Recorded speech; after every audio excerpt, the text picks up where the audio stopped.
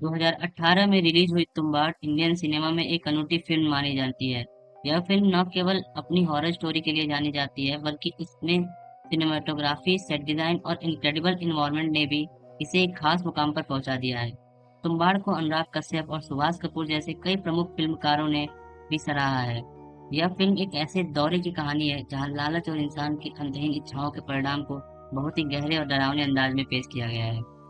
तुम्बाड़ की कहानी 20वीं सदी की शुरुआत में महाराष्ट्र के एक छोटे से गांव पर आधारित है, जिसका नाम तुम्बाड़ है। फिल्म की मुख्य कहानी जो एक पुरानी लोक कथा पर आधारित है, जो वेल्थ और सत्ता की लालसा से प्रेरित है। कहानी के सेंटर में विनायक राव सोहम साहब नाम का एक व्यक्ति है, जो बचपन से ही अपने परिवार की विपत्ति और गरीबी से छुटकारा पाने के लिए तुम्बाड़ के खजाने को ढूंढने की कोशिश में लगा रहता है। यह खजाना देवता हस्तर से जुड़ा है, जिसे भारतीय पौराणिक कथा में धन और अन्न का स्वामी माना जाता है। हस्तर को देवताओं ने श्राप दिया था कि वह कभी अन्न को नहीं छू सकेगा, लेकिन धन का मालिक बनेगा। यही लालच और धन प्राप्ति की अनंत इच्छा फिल्म का प्रमुख थीम है। विनायक अपनी लालच के चलते हस्तर के खजाने को पाने के लिए किसी भी हद तक जाने को तैयार रहता है। फिल्म की कहानी 3 पीढ़ियों में फैली हुई है, जहां विनायक और उसके परिवार की किस्मत हस्तर के खजाने से जुड़ी है।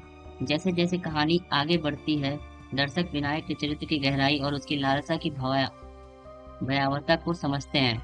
यह कहानी मात्र एक खजाने की खोज नहीं है, बल्कि यह मनुष्य की अंतहीन इच्छाओं और उनके परिणामों पर आधारित एक दार्शनिक दृष्टिकोण भी पेश करती है। तुम्बाड़ के कास्ट गहरे और जटिल है। सोहम शाह ने विनायक के किरदार को बखूबी निभाया है। उनका एक्टिंग सिंपल और सशक्त है, और वे ऑडियंस को विनायक की लालच और उसकी आत्मा के अंधकार में ले जाने में सफल होते हैं। विनायक का किरदार न केवल शारीरिक रूप से बल्कि मानसिक रूप से भी बदलता है, और सोहम शाह ने इस ट्रांसफॉर्मेशन को बहुत ही प्रभावी ढंग से पेश किया है। अन्य सपोर्टिंग एक्टर्स ने भी अपने किरदारों को बखूबी निभाया है। विनायक की मां ज्योति मालसे का किरदार छोटा होते हुए भी बहुत महत्वपूर्ण है। फिल्म के आरंभ में उनकी उपस्थिति विनायक की लालच की शुरुआत को दर्शाती है। विनायक के बेटे के रूप में मोहम्मद समद का किरदार भी अहम है, जो कहानी के अंत में एक नई पीढ़ी की लालच को दर्शाता है। तुम्बाड़ की सिनेमेटोग्राफी इसकी सबसे बड़ी ताकतों में से एक है।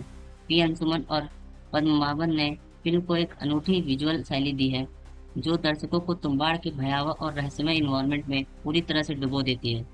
फिल्म का प्रत्येक दृश्य एक पेंटिंग की तरह प्रतीत होता है, जहां बारिश, कीचड़ और अंधेरा एक भयावहता का निर्माण करते हैं। फिल्म का ज्यादातर हिस्सा बारिश में सेट किया गया है, जो फिल्म की इमोशनल और साइकोलॉजिकल टेंशन को और भी गहरा बनाता है। संगीत और बैकग्राउंड स्कोर भी फिल्म की सफलता में महत्वपूर्ण भूमिका निभाते हैं। अजय अतुल और जेस्पर किड द्वारा दिया गया संगीत फिल्म के रहस्यमय और डरावने वातावरण को और भी प्रभावशाली बनाता है। बैकग्राउंड स्कोर फिल्म की थीम के साथ पूरी तरह मेल खाता है और दर्शकों को पूरी फिल्म के दौरान तनाव में रखता है। राही अनिल बर्वे ने तुम्बाड़ के निर्देशन में बेमिसाल काम किया है, जिससे फिल्म का हर दृश्य, हर फ्रेम बारीकी से तैयार किया गया है।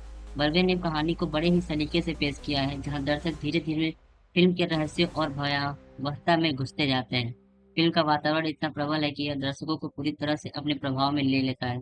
बर्वे ने हॉरर जॉनर में एक नई दिशा दी है, जहां डर को केवल भूत प्रेत में नहीं, बल्कि इंसानी भावनाओं और इच्छाओं के रूप में प्रस्तुत किया गया है। तुम्बाड़ का अंत एक गहरी सोच छोड़ जाता है। फिल्म की समाप्ति न केवल विनायक की कहानी को खत्म करती है, बल्कि यह भी दर्शाती है कि लालच का कोई अंत नहीं होता। विनायक अपने बेटे को भी उसी राह पर छोड़ देता है जिस पर वह खुद चला था। तुम्बाड़ एक गहरी, विचारशील और प्रभावशाली फिल्म है, जो दर्शकों के मन में लंबे समय तक बसी रहती है।